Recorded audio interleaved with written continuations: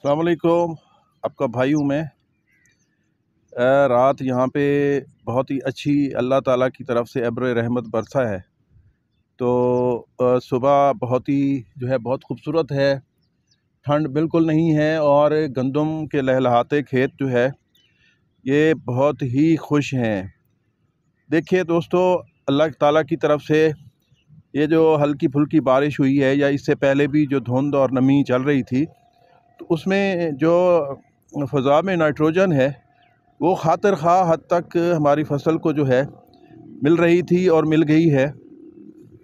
और दूसरा, इसमें जो नमी है ये मैंने नीचे भी देखा है और पत्तों पे भी बहुत ही ज़्यादा शबनम के कतरे मुझे नज़र आ रहे हैं। तो इसका मतलब ये है कि अगर आपकी ज़मीन नॉर्मल है तो उसमें 5-6 इंच तक नमी खातिर खा हद तक बहुत हद तक पौधे की ज़रूरत की हद तक उसमें मौजूद है।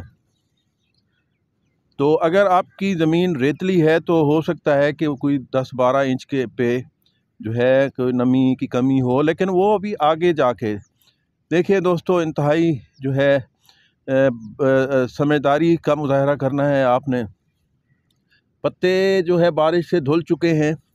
अब जो अर्ली सोन है, जो पहले जो काश्त हुई है, तो उसके जो पौधे हैं वो इंतज़ार में हैं कि धूप निकले और पोलन निकलें और उनकी बारावरी हो।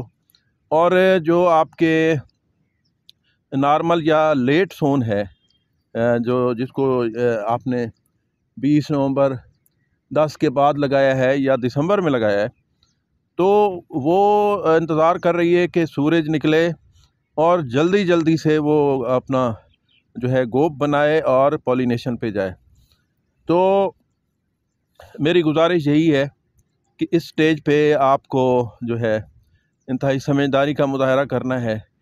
आपने पौधे को कुछ नहीं छेड़ना, कोई स्प्रे वगैरह नहीं करनी। देखिए, स्प्रे से नुकसान ये होता है कि अब मौसम ने खुलना है, तो आप जो भी चीज़ इस्तेमाल करते हैं तो वो जो पत्तों पे आके एक लेयर सी बना देती है और पौधा कि एक पूरे महीने से इसकी जो फोटोसिंथेसिस है वो बहुत ही कम हो रही है।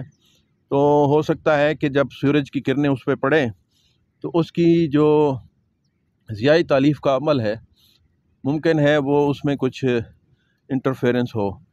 तो इसमें आपने दखल अंदाज़ी बिल्कुल नहीं करनी, किसी किस्म का स्प्रे नहीं करना। जो कुछ आपने देना था वो दे चुके हैं।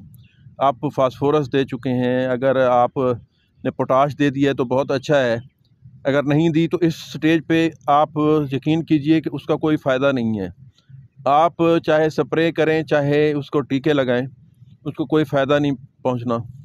बाकी जो आपको तरग़ीब दी जा रही है स्प्रे वगैरह की, तो मैं तो यही समझता हूं दोस्तों, अगर आप मुझ पे ट्रस्ट करते हैं तो ये सिवाय मार्केटिंग के और कोई फ़ायदा नहीं है इसका। आप इनसे अवॉइड करें, परहेज़ करें। कम अज़ कम अब से जो गोब की हालत आएगी और जब पॉलिनेशन होगी, तब तक तो आप मेरी माने अपने पौधों को के साथ छेड़छाड़ मत करें। देखिए, इसको ज़मीन में मॉइस्चर, नमी चाहिए होती है, पानी नहीं चाहिए पौधों को। तो खुदारा इस पे कोई स्प्रे ना करें, कोई इस पे पानी फ्लड ना करें, कोई खाद ना डालें, कुछ भी ना करें। और दूसरा, एक मेरे बहुत ही प्यारे भाई ने बखर से उन्होंने कहा है कि क्या जो फंजीसाइड का स्प्रे है तो उसको मैं प्रिवेंटिव के तौर पे कर सकता हूँ। देखिए, सवाल आपका बहुत अच्छा है, लेकिन हो सकता है कि उतना जवाब मैं ना दे सकूँ। देखिए, पहले तो हमें इसकी कोई मंतक होनी चाहिए ना, कोई लॉजिक होनी चाहिए। पहली बात तो ये है कि पिछले कुछ 5-7 साल पहले एक इशू बना था कि एक वबाई सूरत में जो पीली कुंगी आती थी, तो वो एक ख़तरा रहता था।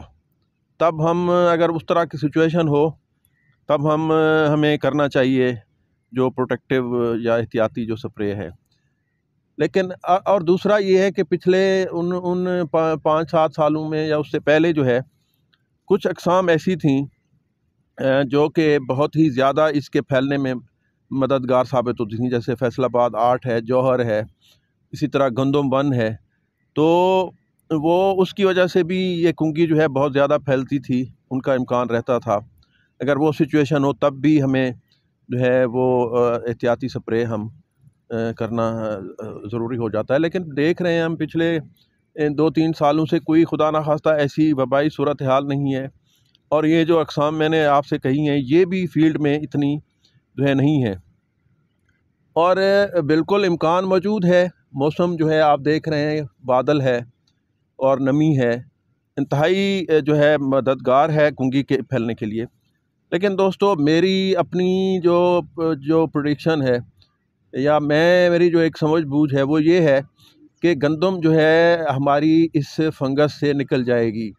ایک تو ہماری وہ پرانی اقسام جو بہت ہی خطرناک تھیں وہ نہیں ہیں کھیت میں، اور ان پہ اگر تھوڑا بہت آ بھی جائے تو بنتا نہیں ہے کہ آپ جو ہے پالیوٹ کریں، کیونکہ سپرے سے نقصان یہ ہو رہا ہے دوستو کہ یہ جو فنگس ہے اس میں ریزسٹنس آتی جا رہی ہے، اس میں مدافعت آتی جا رہی ہے۔ یہ بھئی پرانے فارمولے یوز کر کے، بہت زیادہ یوز کر کے ہم نے اس کو طاقتور بنا دیا ہے۔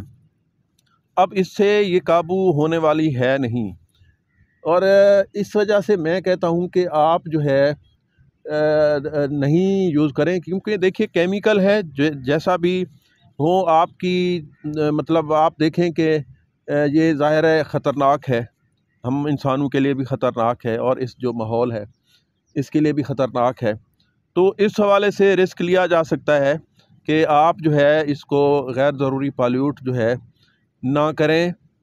ہاں، اگر آپ نے فیصل آباد 8 لگائی ہوئی ہے، جوہر لگائی ہوئی ہے، گندم 1 ہے، یا کوئی اور ایسی ورائٹی ہے جس میں فنگس بہت زیادہ آتی ہے، تو آپ اس پہ نظر رکھیں، اور اس ٹکڑی پہ جہاں پہ اگر آپ کو نظر آتی ہے، اگر ایک آدھ پودا ہے، 2-4 پودے ہیں، تو ان کو آپ شاپر اس پہ ڈال کے اس کو آپ دفن کر دیں نکال کے، یا آپ کو لگتا ہے کہ کچھ زیادہ ہے تو ان ٹکڑیوں کو جو ہے آپ صاف کر سکتے ہیں۔ لیکن یہ عقل مندی نہیں ہے کہ آپ پورے کھیت کو جو ہے جو اس پہ سپرے کریں، اس کی نقصان وہی ہے جیسے میں نے آپ سے عرض کیا ہے کہ اب دھوپ نکلنی ہے، پودے نے گوب بنانا ہے، اور جس نے سٹے نکالے ہوئے ہیں اس کی پولینیشن ہونی ہے، اور جو لیٹ ہیں اس نے آگے جا کے پولینیٹ ہونا ہے۔ تو یہ آپ کے جو 3 ہفتے ہیں یہ بہت ہی کرٹیکل ہیں، اس پہ آپ کی جو مداخلت ہے، بے جا مداخلت جو ہے، وہ ہماری لیے جو ہماری پوری محنت پہ پانی پھیر سکتی ہے۔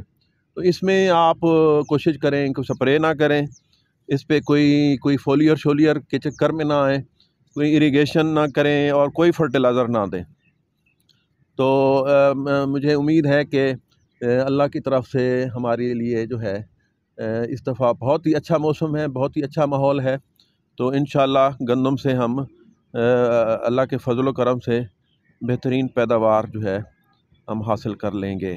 تو بہت شکریہ دوستو، اللہ ہم سب کے رزق میں برکت ڈالے، مجھے بھی دعاؤں میں یاد رکھیے گا۔ خدا حافظ۔